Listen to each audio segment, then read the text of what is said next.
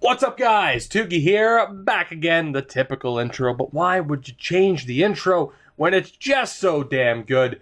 We are back again. This is Draft to Glory again, one of the final few seasons. We are rapidly approaching the end of this series. Like the end of this series, man. Crazy. Not close enough, though. Not close enough. But the goal, of course, is still to win the cup by the end of this. Can we get that one final cup before the series ends? As far as the team goes, the end of the last episode, we set the team up to be in essentially tank mode for one more season. I've decided to change that up, though, and we're just going to go for it. Fuck it. We're going to go for it. We'll see what kind of damage Mikkola, Nugent-Hopkins, and Yuri Hedovin can do. By the way, Wade Nugent-Hopkins kind of looking like the next Nolan Patrick. We'll see if that's the case. Offensively, the team's looking good and looking very similar to what it was when we ended up winning the cup. However, our defense isn't quite at that level, to say the least. That's really the one thing that we are missing. It would really be solid defensemen. And of course, the goaltending, not quite Steven Quirk. We have Ray Andreoff, whatever. Andy. I'm going to call him Andy. Point being, our chances to win the cup are definitely slim. Crazier things have happened, though. And the good news is we do still have some good players coming up through the pipeline that will be NHL ready very, very soon.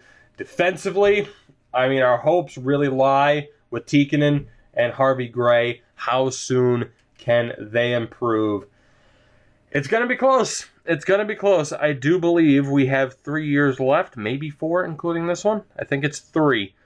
So time is running out. That also means 3 episodes left, more than likely, of this series, unless the last season is really dramatic with a playoff run. But we'll find out what happens. Anyway, I think that covers it.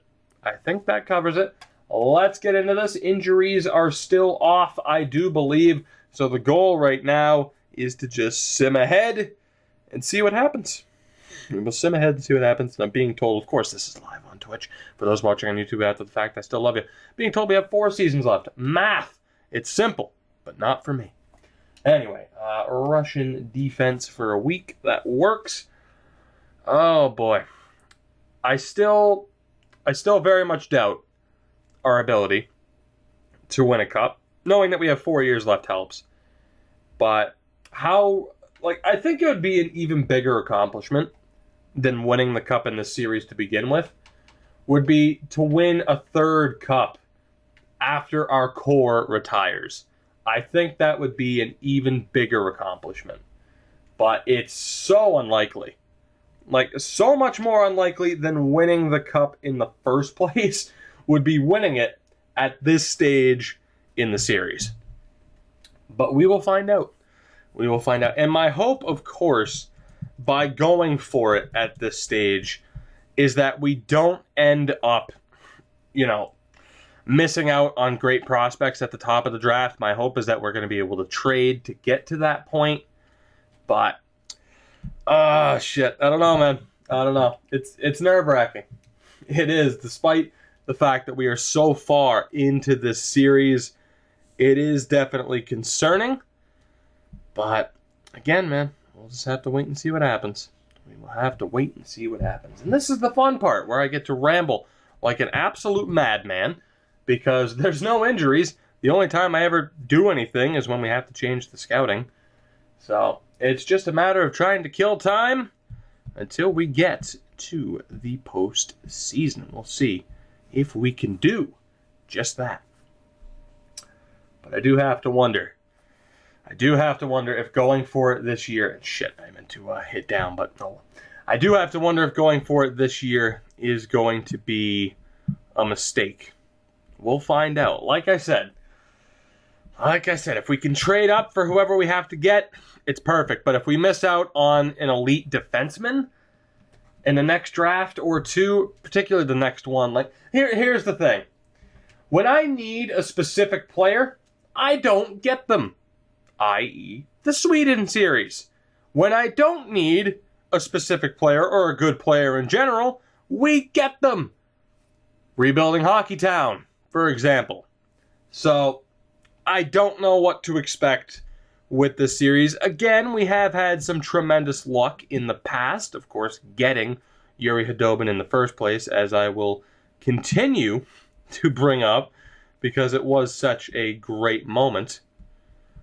Of course, just barely missing out on the playoffs and getting an elite player who is still on this team is ridiculous, but you get the point. I've rambled our way through November, and we'll see what happens for it. We'll see what happens as a result. And if anything, too, I would say, as far as players in the upcoming draft, I wouldn't want like a high franchise level player that's a 60. I'd rather get one of those players that's, say, like a 75, 77 overall at 18 years old. That's very, very close to being NHL ready by default. That is what we need at this point. Again, we probably won't get it, though, which is great. Just fucking lovely. Oh, anyway, DEL for, we'll go 2 weeks just because I'm tired of hitting the buttons already. 12, 4, and 5 as we hit the end of November, although that just changed to 12, 5, and 5. Thanks, but still, those overtime losses will help out. Any points will certainly help out. I'm just nervous. I'm just nervous to find out as to whether or not tanking was the right call this season, and the only way to find out is to wait and see. Am I typing on my keyboard as quietly as I can? You know it. You betcha. But I gotta do what I gotta do. I.e. posting up a tweet saying, hey, I'm still here. Come entertain me while I sit here and wait for the simming to be completed. Yeah. We'll see what happens. We'll see what happens. DEL got 2 defensemen. Great. 2 defensemen. I wonder. I do wonder. Now, really, I just thought of this. The greatest accomplishment would be to get the Hershey Bears one more Calder Cup because they've only had that one, and we kind of had to cheat it a little bit by sending down Nolan Patrick at the end of his career to help them out. But the captain made it happen and led the team to victory. So I don't necessarily know if it's cheating. However, I am going to do one thing that I don't normally do during my live recordings here on Twitch. I am actually going to, because this is the perfect series for it, allow me to reference the old Twitch chat as far as what teams am I going to be using in franchise mode next year. Not entirely sure. Not entirely sure because I do have a lot of different plans for certain series, whether realistic.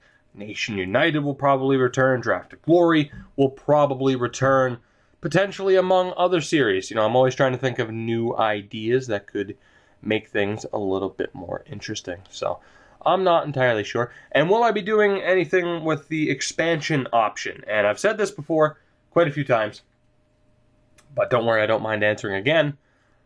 The main thing about the expansion option for franchise mode in NHL 18 is that, god damn, I'm trying to think of what I want to say here. I'm sorry, I'm trying to focus on so many different things. I'm the worst. There's going to be a rush, right? More than likely, there's going to be a gold rush of sorts with most YouTubers and streamers to kind of have that first series of, oh, here's the expansion draft. Here's me redrafting with Vegas. Here's me using Vegas. Here's me doing the 30-second team expansion option.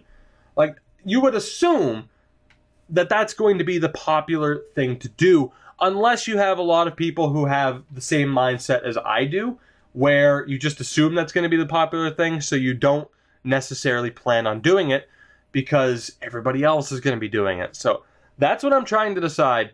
I'll obviously do a series at some point, probably just using Vegas as they are, redrafting with Vegas, or flat out doing the 30-second team expansion. But I don't necessarily...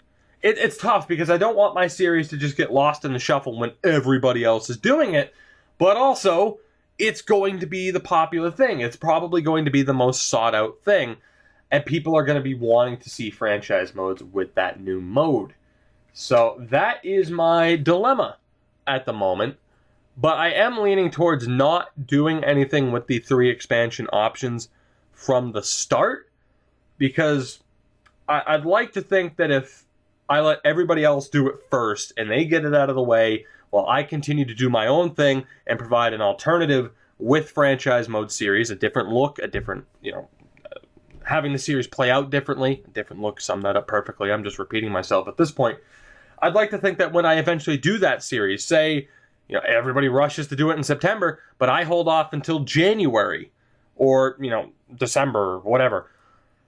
I'd like to think that my series would then still get a lot of attention because you'll have people, other guys would have, done their series already. They'll be over with, and then there'll be that little bit of a break, and then, oh shit, Tugi's finally doing the 32nd team expansion. Let me watch this series to see how he does it compared to how everybody else did. A long answer for sure, but you can tell I've thought about this quite a lot as we get closer to NHL 18. So, I don't know, man. We will have to find out. But obviously, when there's a new option in franchise mode, that's going to be the exciting thing to do. So, I can't help but think that's going to be the way to go. But, like I said, man, we'll see. We will find out. I still have quite a few ideas for franchise mode, and of course, I can always go back to A Nation United. I can go back to Draft to Glory. I created those series, which is weird to say, but I started those series with the thought in mind of I can repeatedly go back to it if it's successful, and that is true. With A Nation United, as I've talked about, Finland, Russia, the US, Canada, those are the top 4 that could happen next. With Draft to Glory, you're talking about now instead of like, oh, okay, you can only build your team through the draft, then you're talking about, oh, well, I can only draft certain types of players and adding different parameters to that to make it even more challenging. So, a lot of my series are designed in a way that I can fall back on them if I need to and can't really think of something new at the time. And at the end of the day, there is only so much you can do with franchise mode to try and make it interesting. But we'll be trying, man.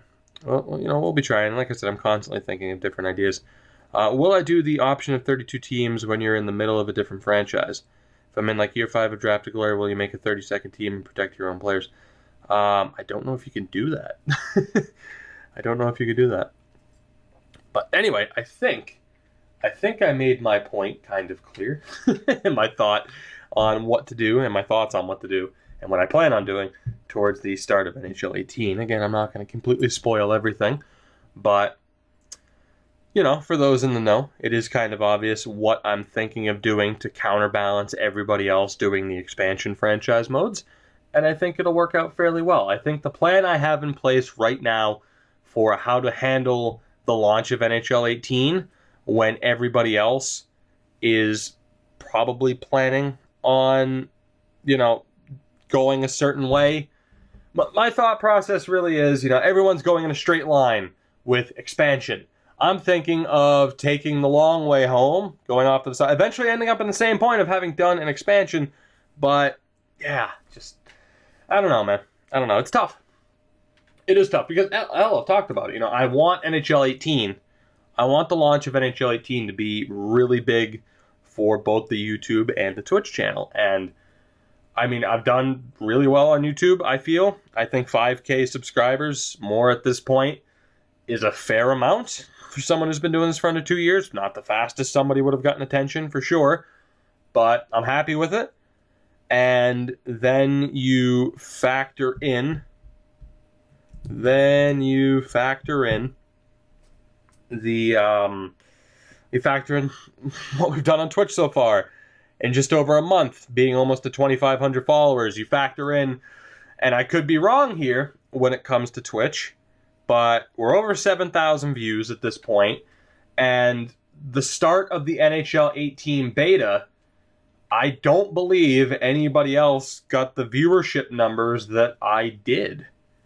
Now, as I'm talking about like peak viewership, there were other guys that did really well. Like Bones on Demand did very well as far as consistency, but I personally don't recall seeing anybody else hit 280 plus viewers at one point.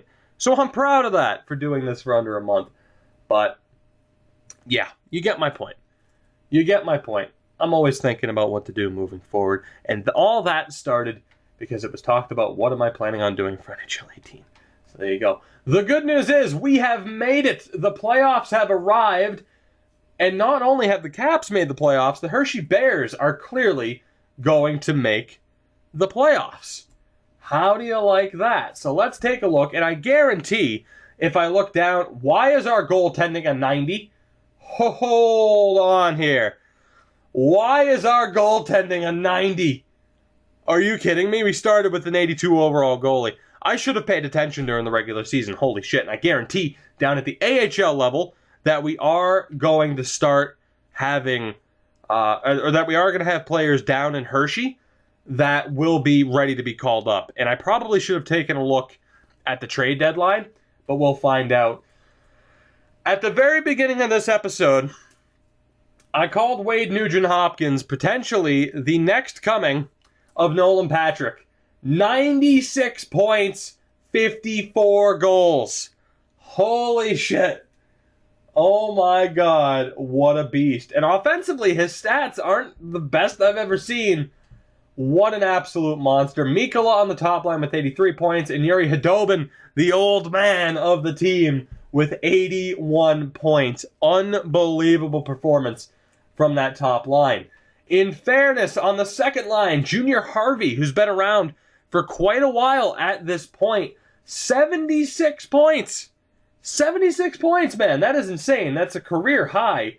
No doubt about it. His previous career high was 62 points. What a fucking performance from him this season. Michel Fortier with 64 points. 60 for Antti Bergenheim, so that second line really delivered. All three members of the top line had at least 81 points or more. All three members of the second line had at least 60 points. It's insane. It's insane. And then you have Ronnie Connor, who had 42 points. Weller with 38. Backstrom on defense with 38 points. 35 for Kavanaugh. Janssen with 33. Unbelievable. Georgievich. Yeah, I think that's how it was. Let me know if I'm wrong about that. Made it up to an 81, so he went up by 4 overall points, which is pretty damn sweet. What a season for this team. And then the big question, the moment of truth here is the goaltending. We started off with an 82 overall goalie.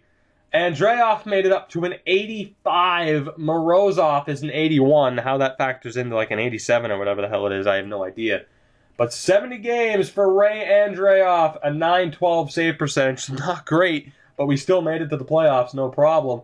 Morozov with 18 games, he had the .920. And really quickly, actually here, we'll check league-wide scoring really quickly first, and then we'll take a look at the AHL. And my God, Andreoff did finish just outside the top 5 in wins behind Dan Leduc, Mario Brossois, Spencer Ballard, Phil John Lall, and Jose Cracknell. But not too bad for a goalie who started off at an 82 overall. And then league-wide scoring, is it going to be him? It's not. Kip Alcock, who's been a beast for the Rangers, and we have to play him in the first round, led the league in scoring, but Nugent-Hopkins was in second. They were the only two players to break 90 points. Insane. What a job done by him. And unfortunately, Lars Lundstrom in Calgary, 64 goals. Nuge was the only guy to break 50. Lundstrom broke 60. That is insane. The assist leader was Guy Dupont, 72 assists. Pretty damn crazy. But a really good season. A really good season for this team. Like I said, I wanted to look down at the AHL to see certain progression. I want to look at the goaltenders first. First and foremost, Ralph Fritsch made it up to an 80 overall, .923 save percentage. Eddie is a 76, but not a bad season for Ralph Fritsch. Of course, it's not over. The defense, you have Taro Tikkanen's up to an 80 overall. He has 32 points. Harvey Gray is up to an 80. So like I mentioned, I could probably call both of them up right now for the NHL. I really could. So that's looking good. And then the forwards, We have Darcy Haluschuk, 67 points. He was an 81. And you know what? Here, just to, I'll go just check the edit lines menu. Actually, before we do that, again, Hershey, 44 wins. Thus far, they have won the division title quite handily, by the way. And then in the NHL, we had a really good season, 103 points, but that's only good enough for third place in the division. The Devils and the Rangers had a battle for that division title.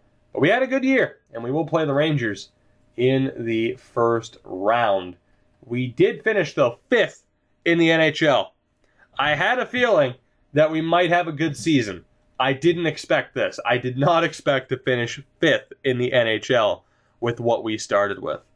So that is ridiculous. And now we have to take a look at the Lions to see if it is worth calling up certain players from the AHL.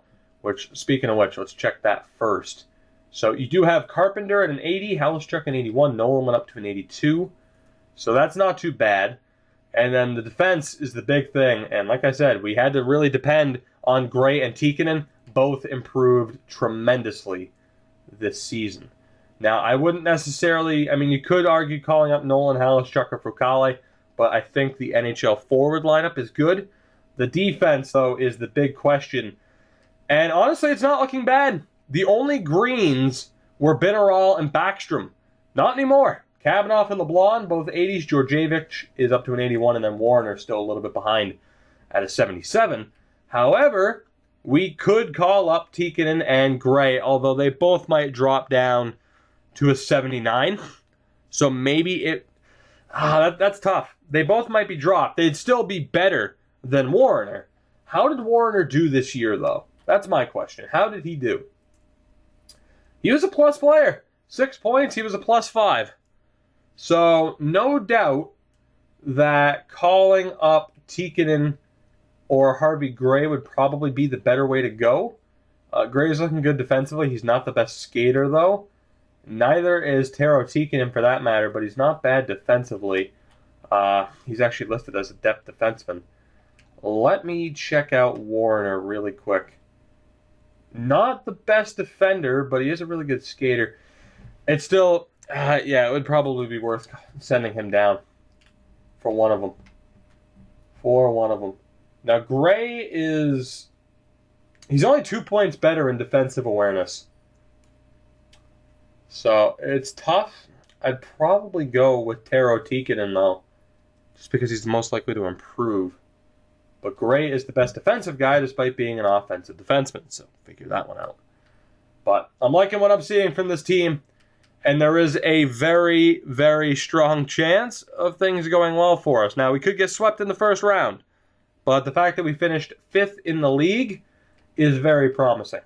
Now, as far as what we do here, Warner is going to be sent down. I had a feeling that would be the case. It's just Tikkanen versus Gray. That is the question. So for Tikkanen, he's the better skater. Not by much, though. You know, it's going to be Harvey Gray. Harvey Gray will get the call up. He is the guy. He is the guy. So, a little bit of an improvement coming up here. And you know what? We'll just swap them straight up. That works out really well. And we'll have Gray and Georgievich be the new second pairing. I mean, hell, you could even argue putting putting them as the top pairing. But that's not too bad. And then down in the AHL, let's just do a straight swap. But very promising. Very promising year from this team. And again, we still have a few seasons to go. To be honest, I mean, you know, I'm not even going to say anything more than that. But it's looking good.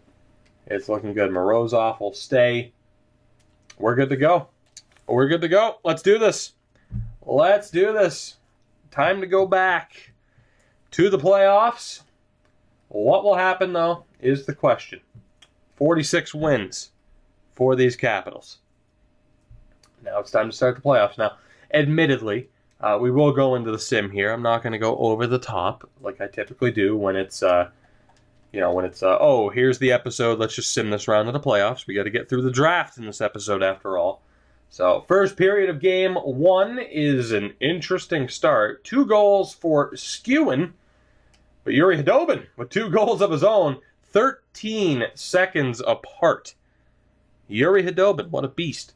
Second period, and again, it's kind of even. 3 unanswered goals for us technically with that Mikkola goal. Alcock, though, who we really had to worry about, is a bit of a problem. He gets the goal. I don't even know if we should take a look at the Rangers team, because at this point, who the hell cares? I mean, it's just looking at overall numbers. It's not like we'd recognize the team. I'll still probably look after this game. Fuck it. And then the third period, you know what? To be honest, just so that we can get through this and it's not a 2-hour episode, I'm going to hit the A button. Let's see what happens. Can we win game 1 against the Rangers? We are going to overtime. Well, I guess I am hitting the X button. Let's do it. Overtime in game 1. And the Rangers won it. Well, shit. Well, that's disappointing, isn't it? Here I am like, oh shit, we got this. We did have a 3-2 lead. We ended up blowing it. Yuri Hudobin did what he could. But the Rangers take game 1. That is very disappointing, actually. Extremely disappointing. Let's take a look at their lineup really quick. Really quickly, let's take a look at what we are up against. Now, they have us beat in every category except goaltending, which, again, the goaltending just still doesn't make sense how that's a 90, but this game is so weird. It really is. This game is so strange. But let's take a look at what we're up against here, and then we'll sim game 2. So top line, Mario Bluen, 87, 88, and a 91 for Alcock. I can see why he's done as well as he has, and Wozniewski scored the game winner. So we know what we're up against there. Skewin's only an 82, so that's a bit disappointing. They do have Bruce Lundin as an 88. They have an 84 in Vahalati and Edwin Ballard. I mean, it's a decent lineup for sure. I'm a bit surprised that they won more games than we did, but then again, when you look at that defense, Tommy Reich, who we missed out on a few seasons ago, and Mikhail Zubov, that's a great pairing. And they also have Lucas Gannon. So maybe I'm not all that surprised. It is a good-looking team. The goaltending, though, 284 overalls. Gordy Cameron, though, appears to be the starter. No injuries, 2 healthy scratches in Lamb and Byron DeVries. So, after getting a look at the full lineup, maybe I'm not all that surprised that they won as many games as they did, finished with 110 points. Although their goaltending isn't that much better than ours, really. So, anything could happen here. We could very well lose in the first round. And yes, that would suck because tanking would have been easier.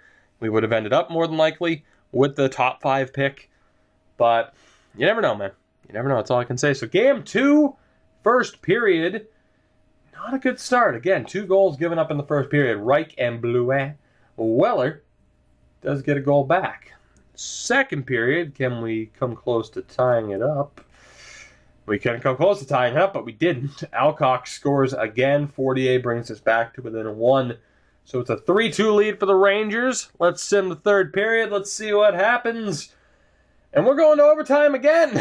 Wow, Yuri Hudobin and Bryce Strachan have tied, or gave us the lead, and Jarnqvist ended up tying the game. So we're going to overtime. This time, I will just straight up hit the A button. Well, let's see what happens. Can we win game 2? Yes, we can. Mikkola gets the goal, and the Capitals take a game on the road. Mission accomplished. Whenever you're starting a series off on the road, just win at least 1 game. And there you go, Mikkola with the overtime winner. Mission accomplished. This series is tied at 1 game apiece. Not too shabby. Not too shabby at all. And now we head back home to Washington, where anything can happen. What can we do? Defending our home ice. And we'll also have to pay attention, too, with the Hershey Bears. Pay attention. Man, I butchered that. We will have to pay attention to the Hershey Bears to see what happens with their playoff performance. We'll find out. We shall find out. I'm going to jump right into it. It is game 3. Let's go. First period. Not a great start. Vahalati with the opening goal. Second period, and holy shit. So who said it was a bad idea to go for it this year?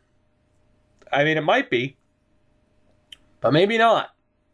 Fortier, Daly, and Connor. 3-1. 3-1 for the Caps as we head into the third period. Again, we'll just sim it and see how it goes. Can we walk away with the victory in Game 3? Yes, we can. 5-2 final. Strachan adds one. Daly gets the empty netter. And the Caps fight back.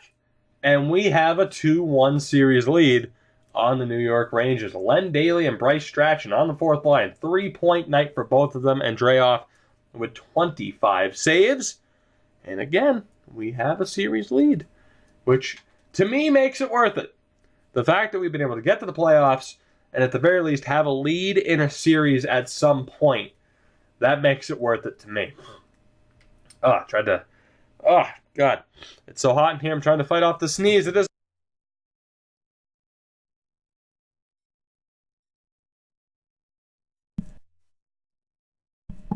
All right. I feel better. I feel better. I should probably edit that out on the YouTube side of things, but I won't because quality. No. But anyway, let's go. Game 4. Let's do this. Let's keep it going. Let the good times roll, as they say. Hopefully, that happens. First period of Game 4 is even after 1. Jesus Christ. Call him Super Mario. Good Lord. He just continues to score. What a beast. Wade Nugent-Hopkins, though. Wade Nugent-Hopkins gets on the board and has tied this game up. Second period is scoreless, so that sets up a really interesting third period here. Let's find out, man. Let's find out. Can we win Game 4 and take the 3-1 series lead? Yes, we can. Holy shit. Chartrand, or is it Chartrand or Chartrand? And Backstrom with the empty netter. The Washington Capitals have won 3 straight games and have a 3-1 series lead after winning Game 4 by the score of 3-1. 32 saves for Ray Andreoff, your first star of the game. My God. My God. Let's do this, man. Let's do this. It's looking good. It's looking good. Anything can happen with a 3-1 lead, of course. But as we go back to New York for Game 5, there is a chance that we could close out this series, and let's hope that that's the case. Let's do this. First period of Game 5. Well, may have gotten a little bit ahead of myself, huh? Well, that's okay. The Rangers aren't done. 17 shots to 5, 3-0 on the board. Jaskalainen, Gannon, and Urkamps with the goal. Zzz. Second period. Nugent-Hopkins gets one back. Lundin scores. We'll just sim the third period. There you go. The Rangers take it by the score of 5-2. Not the best game for the Capitals or Andreoff. That lead is now reduced to 3-2 in this series. We will go back home to Washington for Game 6. That is unfortunate. Absolutely. But that's all right. It's all right. We still have 2 chances, if necessary. Hopefully, we can end things right here and right now, I should say. Stumbling all over myself. Quality. That's nothing but... you get nothing but the best.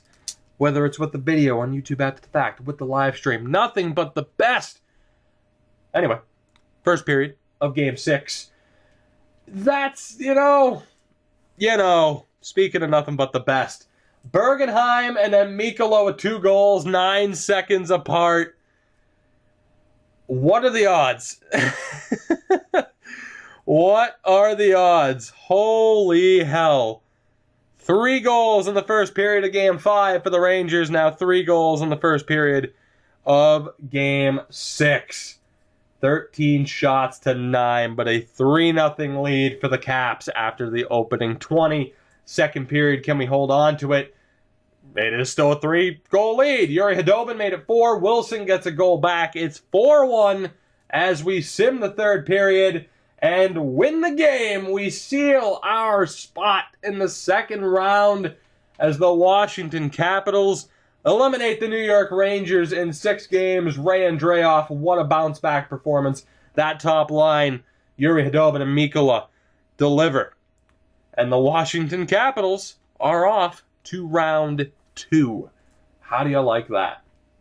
How do you like that? And, of course, the Hershey Bears are in the playoffs. They are up 2-1 in their best-of-5 series against the Springfield Thunderbirds. If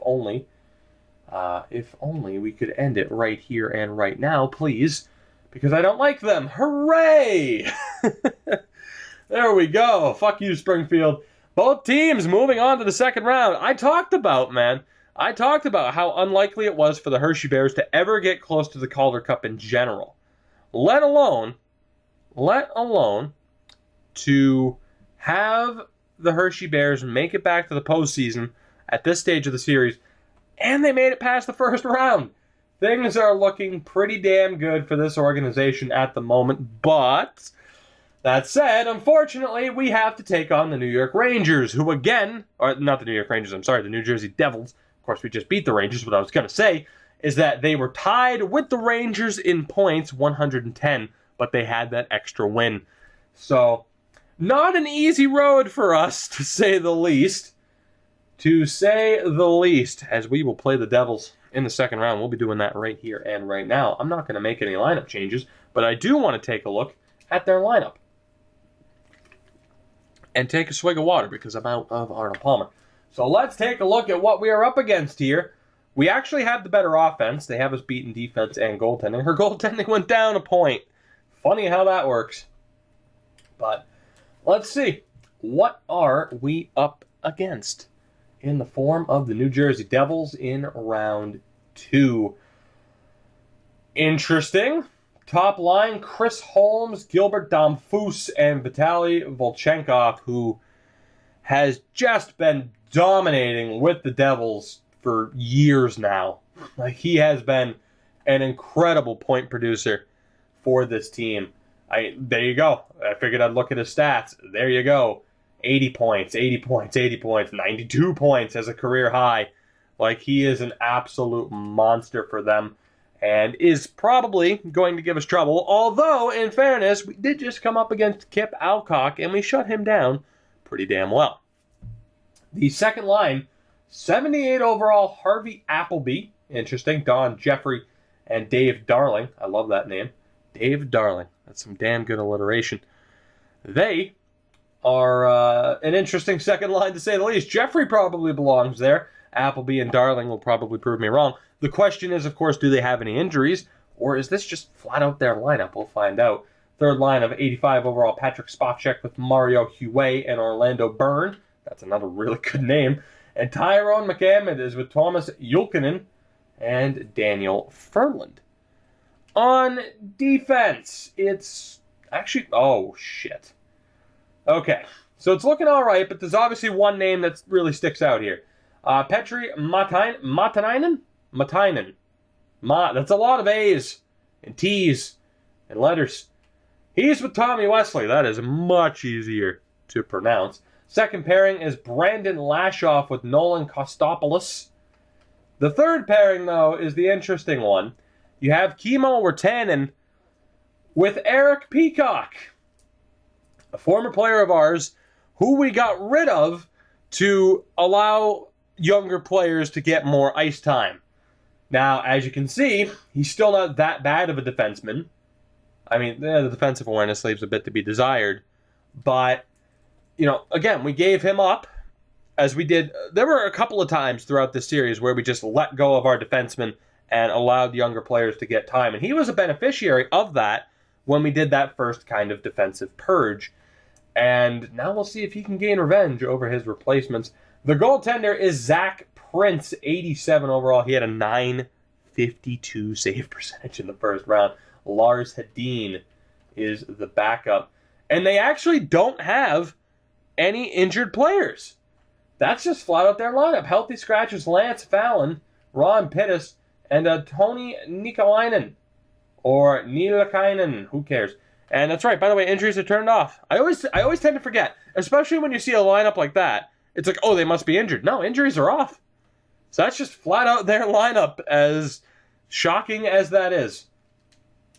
And again, the Rangers had a couple of interesting players in their lineups, but both teams had 110 points this season. So I'm not expecting an easy series here whatsoever. But to say I feel like there's a chance we could win this would be an understatement. I really feel like we could win this series. It's just a matter of can we get the job done. And we're going to find out because we are getting right into this. Game 1 in New Jersey. Let's go. First period. And it's a 1-goal apiece score line. Fortier and Matainen. Not too bad for Fortier there. Second period. O'Byrne. Not O'Byrne. Literally O.Byrne. His name's Byrne. He gets the goal. We're down 2-1 as we begin the third period. Can we come back and get the win? Yes, we can. Holy shit. I wasn't expecting that. Fortier and Connor with the GWG, despite being outshot 37-28. The Washington Capitals come back and steal game 1 on the road. How do you like that? And again, mission accomplished already. We win a game on the road here in this series. Andreoff, your first start with 35 saves. Of course, the 2 goals for Michel Fortier. And things are still looking okay. Just slightly okay. Not tremendous, but they're looking okay. As we'll find out who the Hershey Bears are playing, it'll be the Bridgeport Sound Tigers, but we'll pay attention to that at a later date. Let's see what happens. Game 2. Let's keep this going. First period is not terrible for us. Jeffrey gets the opening goal, but then Mikkola and Fortier again. Holy shit. Wow, like channeling their inner Andrei Svechnikovs at the moment. Unreal.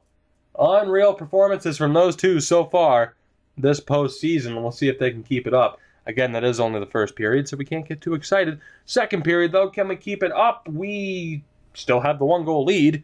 I'll take it. Appleby gets on the board. Len Daly restores the lead. 3-2 for the Caps as we sim the third period. Can we get the win? No, we can't. At least not. At least not in regulation. Holmes has tied it up, their first liner. Oh boy. Overtime. Now this is obviously a huge moment for this series in general. If we get the win here and get that 2-0 series lead, that would be incredible. Let's find out. We're going to hit the A button. Can we get the win in overtime? Yes, we can. Wade Nugent-Hopkins, the face of the franchise, gets the overtime goal, the biggest goal of his career. And the Washington Capitals have a 2-0 series lead on the New Jersey Devils, who won the conference, if I'm not mistaken. Holy hell. What a performance from Nugent-Hopkins, and then Len Daly on the fourth line gets it done as well. Holy crap. Now, anything could happen from this point, right? We could still lose this series, but it's promising right now, man. It's promising. We are not that far off, and I have hope now. I have genuine hope that we could win a cup before this series is over if this team is already performing at this high of a level. We gave up 2 years, or was it 3 years, where we really started to tank and go crazy. I think it was 3 seasons ago that we decided to let's blow it up and keep it going. And it's been a while since we've been, since we've had Nolan Patrick on this team. So the fact that we've been able to turn it around this quickly and beat the Rangers and are giving the Devils this hard of a time is very, very promising. But let's go. Back home, Game 3. Let's see what happens, man. Let's see what happens. Let's do this. First period is decent. Kavanaugh and Holmes with the goals. All right. Second period is scoreless. We're out shooting them 23-10, which, yes, is very promising, but we're also still tied. So I say advantage Devils that they're not losing this game. So I'm a little bit nervous here. But third period, Can we take the 3-0 series lead? No, we can't. And that is what I was afraid of. Holmes strikes again. Kostopoulos gets the empty netter. And the Devils take Game 3 by the score of 3-1. Again, that is what I was afraid of. Prince was able to steal that game, no doubt about it. Again, people kind of look at it like, oh, they only had 10 shots, you're killing them. And I always tend to view it as, I guess, more, half glass empty of not really, because we should be winning and we're not. Case in point, the Devils take Game 3. But we will hopefully bounce back here in Game 4. Let's see what we can do here on home ice. The team is yet to win on home ice in this series. First period of Game 4 is beautiful for us. Mikkola with the first period hat trick. Oh my God. Mikkola is a monster. We have the reincarnation of Nolan Patrick and Wade Nugent-Hopkins, and we have the second coming of Andrei Svechnikov in Mikkola. Oh my God. Now, I am concerned because Holmes scored again, and we have just not found an answer for him. It's not Volchenkov that we've had to worry about. It's Ben Holmes, and he is ripping us apart right now. But what a performance by Mikkola. We still have a long way to go, though. Second period is scoreless. That is very promising. Very, very promising. Third period. Can we take the 3-1 series lead, or will disaster strike? Let's find out. And it's scoreless. Oh my God. Andreoff shuts the door the rest of the way. What a performance, as clutch as that hat trick was for Mikkola. Man, Andreoff shuts the door for the last 40 minutes. And the Capitals win Game 4 by the score of 3-1 and take the 3-1 series lead. Mikko Mikkola. I love that name, and I love that player because he is a clutch playoff performer. And the Caps are 1 win away. We are 1 win away from returning to the Eastern Conference Final. Can you believe it? Let's go. Game 5, back in New Jersey. Wouldn't wish going to New Jersey on anybody. I'm joking. Just kidding. Except for your, oh, God. Except for the highways in New Jersey. My God. What a disaster. Just what a disaster. Anyway, first period of Game 5. And that's what I get for shitting on New Jersey a little bit. Now, in fairness, it's not awful. Yuri Khudobin with the goal. Virtanen tied it, however. Second period is beautiful for us. We keep them off the board, and 14 seconds in, Benaral with the goal. We have the 2-1 lead heading in to the third period. I should sim it live, but you know what? We're just going to hit the A button. It's been working out well for us. Let's see if that continues. Third period. Fuck. That's all I could say. I was afraid of that. Domfus and Ferland gets the game winner with 1:50 to go. And I'm sorry. I'm blaming Andreoff for that. Look at how far wide they were. Like, that's a terrible, terrible spot to give up 2 goals from. But the Devils take Game 5. Unfortunately, Zach Prince steals another one, and Andreoff lets one slip, to be honest. I mean, I really do blame him for that. He should have done a lot better. We'll see, though. Last time, when we faced the Rangers, we screwed it up in Game 5, but we bounced back in Game 6 in a big way. Let's see if that's the case. Let's do this.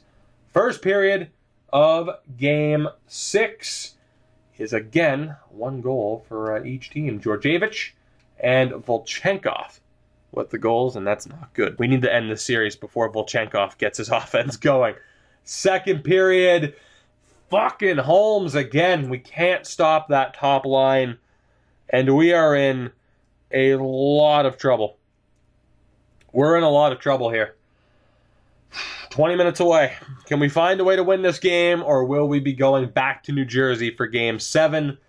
Let's find out. Third period. Oh, my God. Jeffrey, and then the empty goal for Wesley.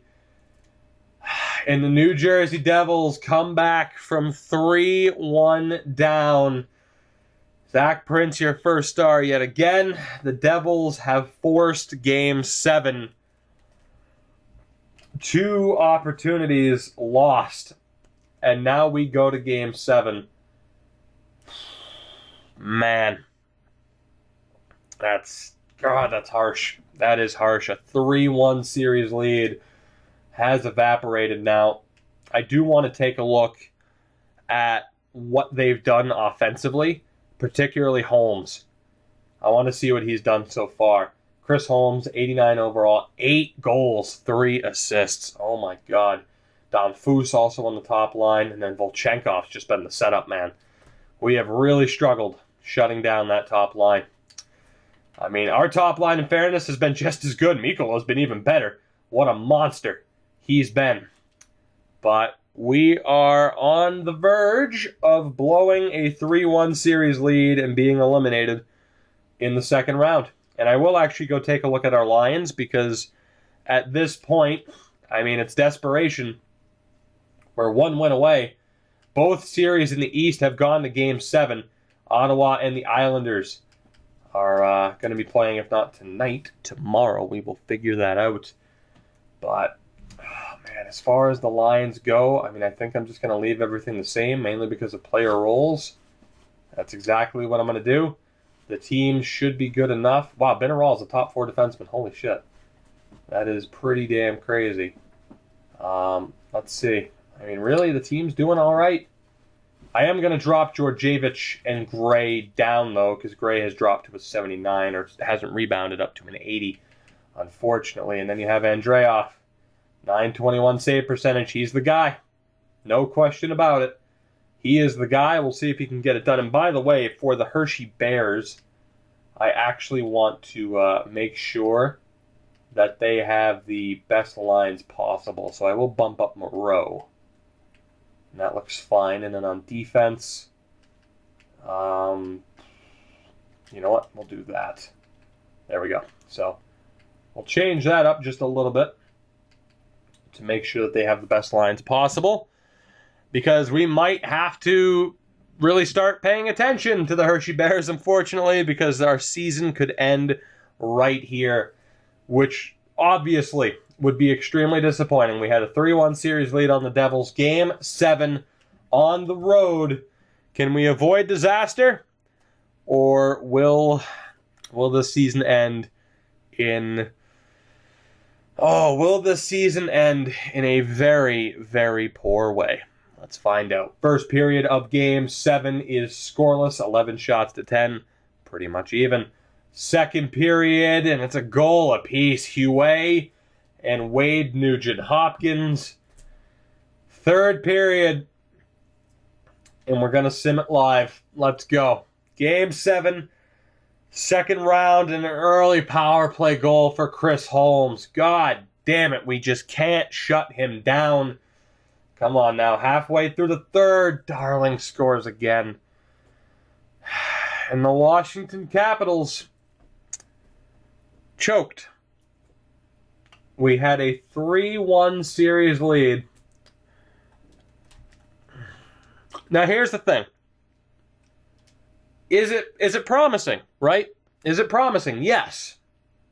We had a really good season. I think better than anybody expected. Certainly better than what I expected. By the way, the Hershey Bears are off to the conference finals, so that's good. We had a better season than I really think anybody expected, especially for our defense and our goaltending. It is a very big step in the right direction, as was just mentioned in the Twitch chat. That's what I'm happy about. I'm not happy about the fact that the Hershey Bears are going to lose. They lost the first 3 games. They lost in 5. So overall, let's here. You know what? I will just keep moving forward. It's fine. Overall, it was a step in the right direction. We made some good progress. Some players progressed. We did better than we could have expected. So I'm all right with that. I'm happy about that. Of course, it sucks to have a 3-1 series lead on the Devils and blow it. because we should have won that series, and we should have played either, who was it, the Islanders or Ottawa, I think it was. We should have been in the conference final, and who knows what would have happened from there. It would have been nice, as the Vancouver Canucks won the playoffs, so the Stanley Cup playoff trophy. They won the Stanley Cup. I'm sorry, I'm just flabbergasted because of what just happened, and then the Vancouver Canucks won something, so I'm a bit shocked. It took until 2040, but they finally did it. For the main team, for the Capitals, it's promising. It's disappointing because we should have done better, and we should have made it. New Jersey actually made it all the way to the Stanley Cup Finals and lost in 7 to Vancouver. I'd like to think we could have beaten Ottawa and Vancouver. I'd like to think. Now, like I said, it's promising, but it's disappointing. Step in the right direction, and we did better than anybody would have expected. For the Hershey Bears, again, they did a lot better than I expected. I didn't think they'd make the playoffs. I didn't think there was a hope in hell that they'd make the playoffs. They made it to the conference final. So, overall, I'm happy. I'm happy. This team proved that they are much closer to contention than I expected them to be at this point. And yeah, while we fell short, and you could have argued in hindsight, we should have, we should have tanked and gotten a higher pick. I'm very happy with the progress this team made overall. That's it. That's all. So I will look at the awards in a minute, by the way. I just didn't. As far as the lottery goes, Carolina gets the number 1 overall pick. But yeah, let's see, man. And here, let me take a look at the awards now, I guess. Damn it, that is disappointing, though. That is so disappointing to have it end like that. It is. But, again, the Vancouver Canucks are your Stanley Cup champions. As far as awards go, Alcock won the Art Ross and the Hart.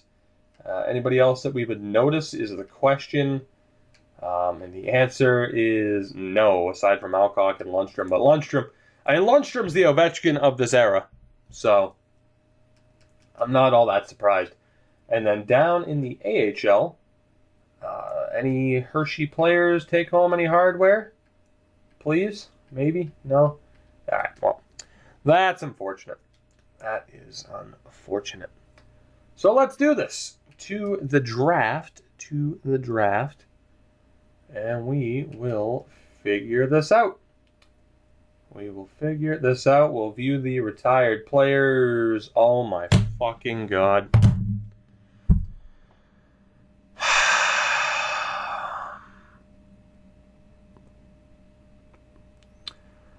Why? Why would you fucking retire now? You're a 90 overall. Why would you fucking retire now?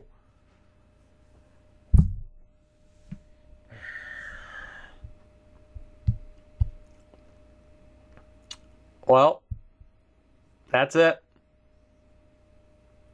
I think our chances to win the cup just went down the drain. We do have some players in the pipeline, but none of them are going to be as good as Yuri Khudobin. None of them are going to be as good as Yuri Khudobin, at least not in time. And that was the plan. We were going to try to get one more cup for him because he's been a member of this team for so long. And at 35 years old, 90 overall, he retires. We just showed that we were one game away from making it back to the conference final. And now, you certainly can't look at this season as promising. Because with hindsight, as it turns out, this was the year that we needed to win. So had we tanked and been with the number 1 overall pick, we might have had that immediate Yuri Khudobin replacement. But we didn't tank, we went for it. And we were one fucking win away from going back to the conference final. We blow a 3-1 series lead. And then Yuri Khudobin retires. 35 years old. 90 overall.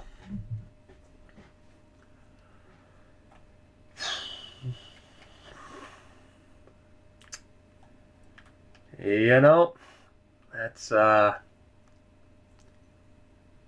little bit of a kick in the balls. Stephen Quirk just retired too as a member of the Pittsburgh Penguins. Marion Saget also retired on the free agent list.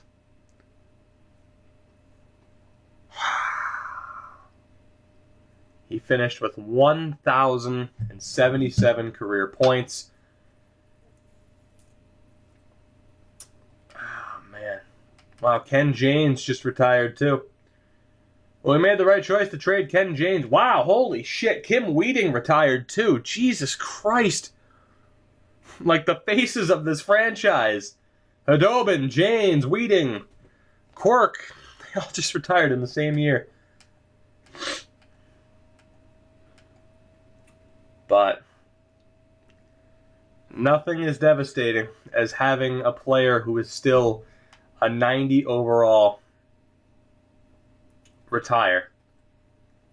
5 years left on a $10 million contract.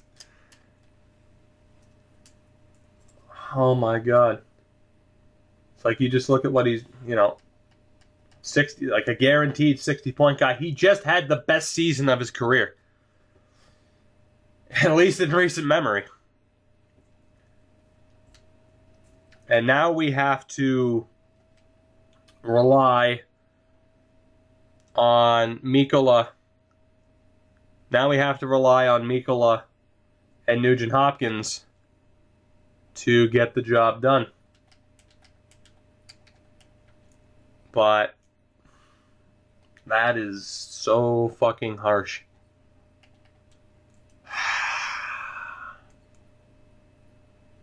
Fuck. I honestly didn't think that was going to happen because Nolan didn't retire at 35, Andre didn't retire at 35. I thought for sure we were good to go, and especially the fact that he wasn't declining, at least not as heavily. Like, you look at what happened to Nolan Patrick. He was down to like an 82, 83 overall at the end. Yuri Hadobin was still a 90. That is a devastating loss for this team. And the question is now, can we somehow survive losing a player of that caliber? At this stage, we had a 3-1 series lead, we blew it, and then Yuri Hadobin retires. Wow. All right, whatever. I got to focus here. So we have what? Somebody in the chat, would the 2045 draft, the 2045 draft isn't going to be a factor for us. So I might as well see if I can trade that pick to try and get the number 1 overall pick. Because that draft isn't going to factor in for us. I'm going to see if that goes through. It doesn't, but I should be able to get this deal to go through. We're only going to end up with 1 pick. But hopefully we can make the most of it. Apparently the 2044 draft isn't a factor either, so I should be able to do some damage here. Will that go through? No, it won't, but that's okay. We're going to make this work. We're going to make this work. Here, let's just try fourths and fifths. And we'll see if that goes through, and it does. Okay, so we do end up getting the number 1 overall pick anyway, which is great. Now, because the 2044 draft isn't a thing, God damn it. Now, the question is, do I try to trade for this Arizona pick? Or do I just wait to see? Here, you know what? Let me look at the draft board really quick. The question is, like, I could just wait to see who the AI ends up drafting, and then if they're worth it, I could go for them. Or I could just, pick whoever. Now, there are 2 defensemen here that are nearly guaranteed to be incredible. I mean, you have Peter Vasicek, but Clint Legwand and Curtis Craig are looking great. But the problem with Craig is that he's 17, right? So the problem with Craig is he's a wrist, and he might be too far off. Mendoza being a grinder isn't a good sign. Auntie Kallio might be worth the pick, though. Damn it. Damn it, damn it, damn it. So, Vasicek, Legwand, Kallio. I would say those are the guys to target. Craig might be decent, but I think he's going to be a little bit too young to factor in. And again, I'm not allowed to trade for players. I'm allowed to trade for picks, and I'm allowed to trade away players. But once we broke the rules, it was I'm not allowed to trade directly for players. And by the way, that's not the Italian flag, guy. It's fucking Hungary, I believe. But still, I might be wrong. But come on now. I'm gonna be pissed if that's not Hungary. I'm really gonna be pissed. But yeah, damn it. I'm right. That is Hungary. There you go. Shit. Oh God. Oh God. Parse might be good too. Fuck, man. Fuck. Like I said, it's just a question of, do I try to trade for this pick, or do I? Because that's the thing. If I trade up and it's a swing and a miss, that's devastating at this point. So, because you know what? I have to be cheap. I have to be cheap. I need to make sure that I win. That I win this draft and end up with the best player. So, might not be the right decision because I already traded up for the number one pick. But what we're going to do is we're going to trade down with Arizona. And then I'll give up whatever the hell I have to get that number one pick if it turns out to be worth it.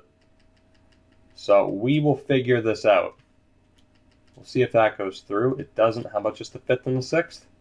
Still no? Really? Fucking scumbags. You know what? I'll do it. I'll trade down the 5th and 7th. That's fine. Fuck, man. No, I don't. Damn it. I can't. I have to. Damn it, I have to. I have no choice. I cannot afford to swing and miss on this pick. I have to get the best player. So it's risky. It is definitely risky. But we'll trade down with Arizona. Although they're being absolute bitches about it. But we'll trade down with Arizona. And we will take Arizona. You are fucking really. Really. This is bullshit. This is fuck. You know what? Fuck it then. If I'm not going to be able to get any picks, I might as well just try to steal it then. So fuck it. The 2044 draft doesn't factor in, correct? That's what I recall people saying. So we'll see if we can get this trade to work, but it might not happen. We might not have enough to make this work, but let's find out. And then we're for damn sure going to have to hope that we fucking win and hit on these two picks. All right, so here's the deal. Arizona, it's not working, so give me a second. I'm going to have to trade up. So let me be cheap as hell here really quick. But I got to do what I got to do to make this work. That probably won't go through. Nope, it won't. Okay. Let's figure this out. We'll keep tagging on lower picks until that goes through. Thank you very much.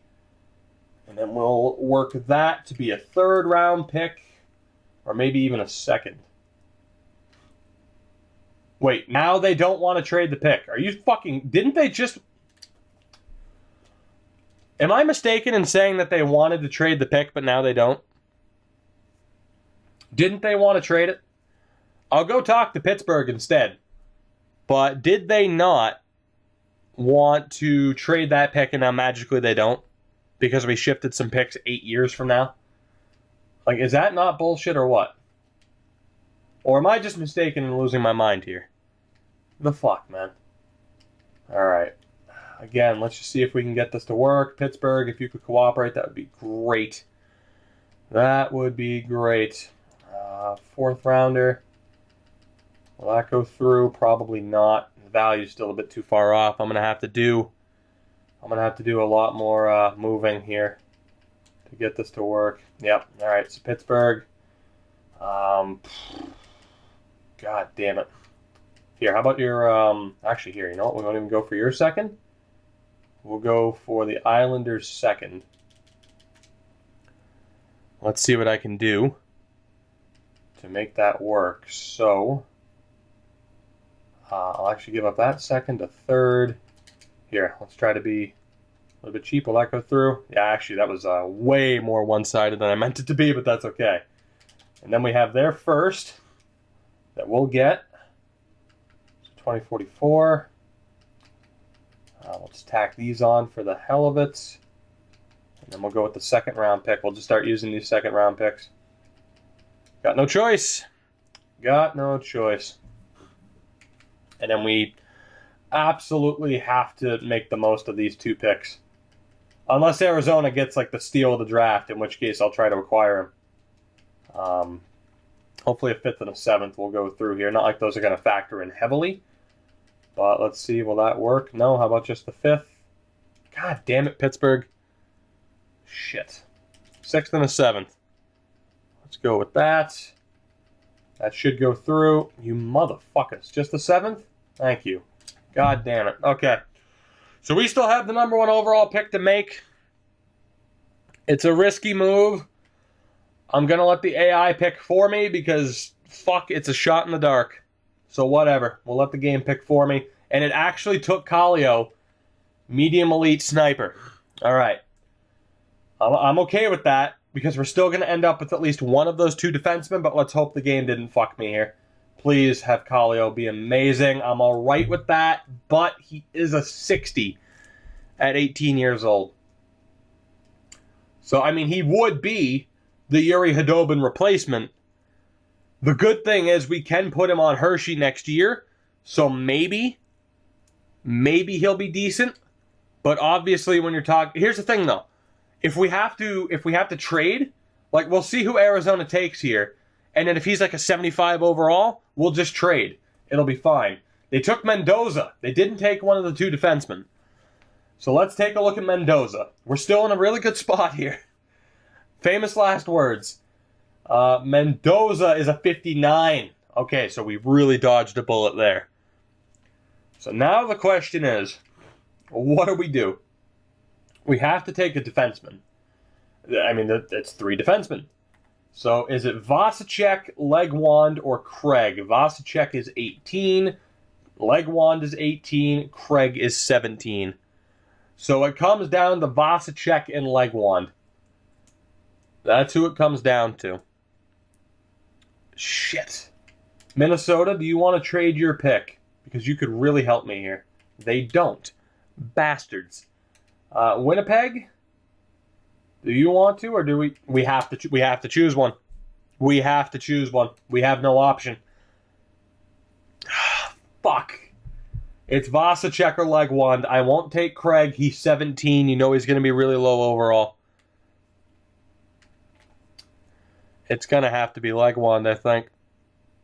Chat saying Legwand. Clint Legwand. Oh, come on, buddy. Come on. Medium elite, please. Thank God. Your overall, though, is the question. How good are you? How tough are you? Please. Please, please, please, please, please, please. Fuck. He's a 67 with not much value. Pretty much in the same bracket as Georgievich. Right. Okay. That might not be the worst, though. We'll double check to see how good Vasicek is. And Craig, for that matter. Vasicek was high top 6. So Minnesota and Winnipeg. Not the best draft overall, that's for sure. We haven't had much luck as far as the draft having extremely high-end options. So Minnesota got Craig, and again, he's a 63. Not good value at all. So I'm glad we avoided that. And then it was Winnipeg for Vasicek. And the question is, how good is he? He's a 73. I'm trading for him. I have no choice. I'm trading for him. He's the better player. High top 6 is a good potential. We're swapping picks. I will gladly take Vasicek. I have no choice. I have no choice. So Legwand, I'm sorry. You look like a great player. The value's in his favor, but there's no denying I have to go for Vasicek. He's 6 overall points better. Legwand in the long run will be the better player. We don't get to play the long game at this point. We have 3 seasons left. So I think we have to go with Vasicek. At least you would assume. I mean, we've got 3 seasons left, I do believe. I'd like to think Vasicek will grow a little bit sooner. I am going to, of course, add picks for us to try and balance this out. Although Winnipeg doesn't want to get rid of a 3rd-round pick, which is a real pain in the ass. But yeah, let's see how much I can pick hoard here, and then I'll probably try to use these picks to trade up. What do you guys think? And obviously for those on YouTube, you can't really factor into this, but for those on Twitch with me right now, what do you think? Hold on to Legwand and hope that he develops more quickly, or go with Vasicek, who is better now? And of course, you can't discount high top 6. Look at rebuilding Hockeytown, what Philip Hronik has done. So what do you think? Do I go for this trade? Well, let me know. We have 3 seasons left. We have 3 seasons left. We can't afford to play the long game, and this clock is winding down. Shit. Oh, fuck. Wow, we have like no draft picks now at this point either. Legwand. The one thing that concerns me is that Tikkanen and Georgievich both improved very quickly. But, like I said, Legwand in the future, absolutely the better player. Fortunately, you guys are kind of split down the middle. Will they take this deal? No, that's still too much. How about 2 4th-round picks? No? Shit. Oh, man. We need the help now. Like, that's the only thing. We need the help immediately. Will that go through? Nope. Will that go through? Nope. Will that go through? Nope. Shit. It's a big decision. You know what? I'm going to go with my gut. And God damn it though, man. God damn it. Like, here's the thing.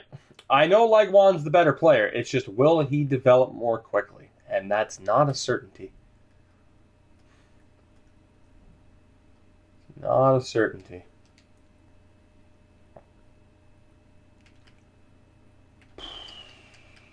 Let me take a look at Vasicek again. And we'll figure this out. We will figure this out.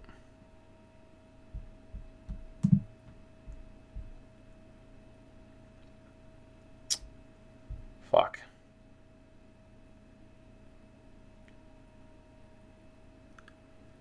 God, Vasicek is decent, though. Dude, he already has 83 passing and 84 puck control. Fuck. God damn it. Guys, I know we put up the poll and everything. The result says to keep Legwand. But I'm probably going to go with my gut here and go with Vasicek. I like his stats a bit better. Obviously, he's better now. I got to go with my gut. I'm taking the risk. I'm going for the better player immediately. It's what we need. If Yuri Khudobin didn't leave, I wouldn't rush it.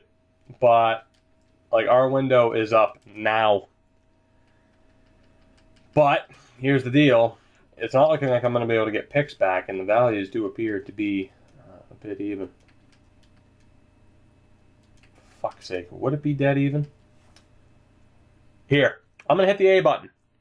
If it doesn't go through, we'll keep leg one, because I'm not giving up picks to make it happen. More than likely. Fuck. Will it go through? It didn't. Holy shit. Here. If this doesn't go through, then fuck it. We're keeping leg one. We're keeping leg one. At least for now. At least for now, we're keeping him. At least for now. Because I really don't... Because if I have to use draft picks to make the deal happen, I'll, at least at the preseason, I'll have next year's picks to put towards the trade.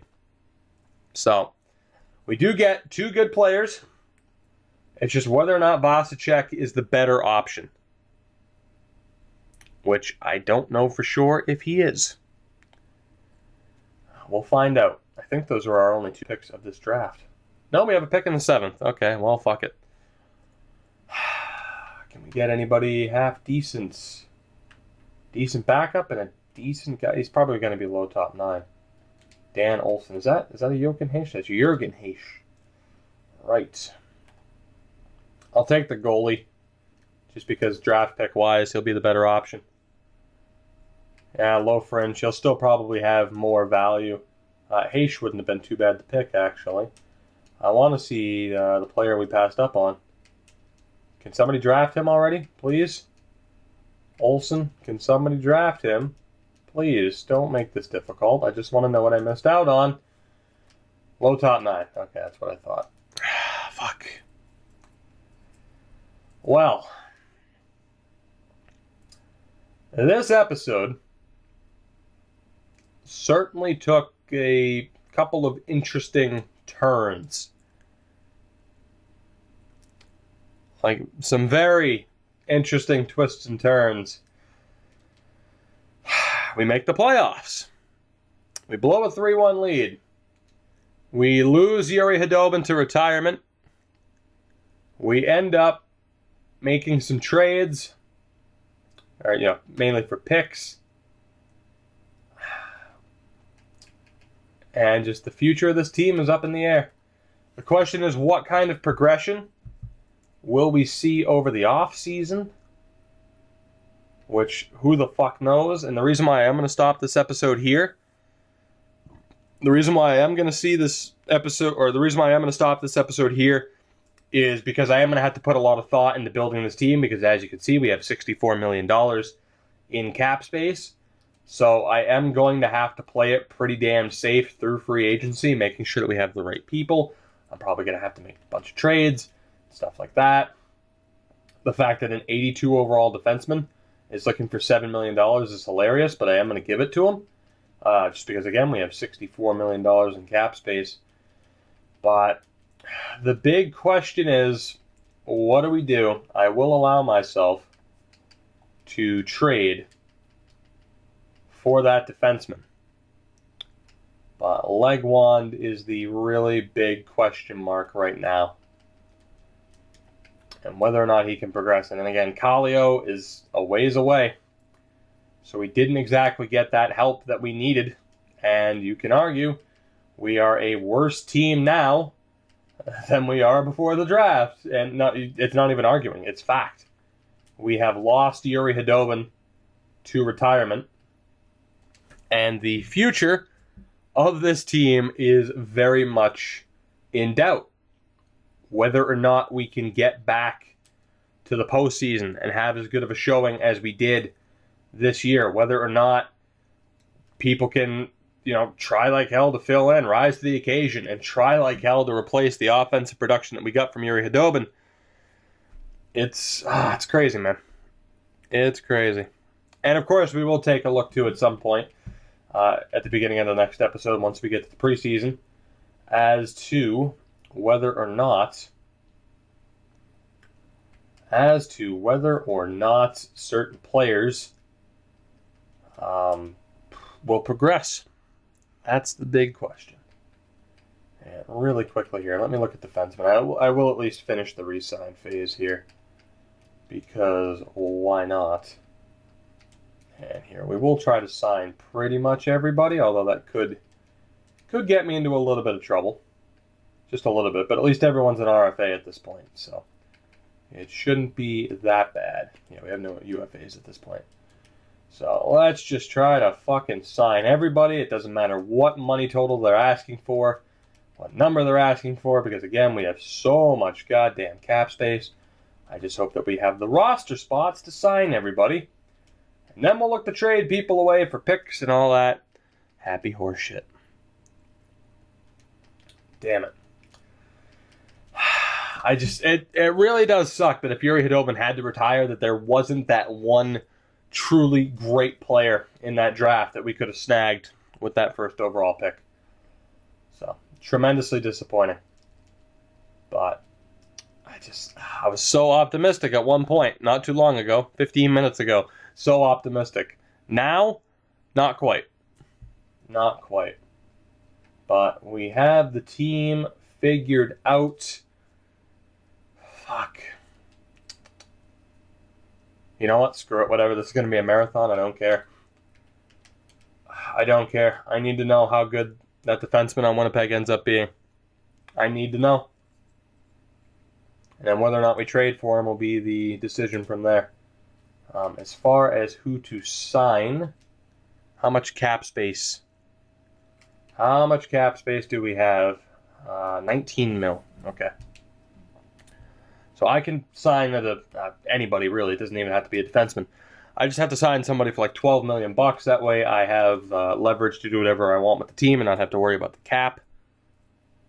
So let's see. I wish I could sign that guy, but that is against the rules. And you know what? Here, to be nice, we'll sign the worst player in the game. And that is Moroza. Wow, he is garbage. He is. Actually, that would be an entry-level deal. Never mind. So we'll go for Antropov, who's 36 years old. We'll go for you.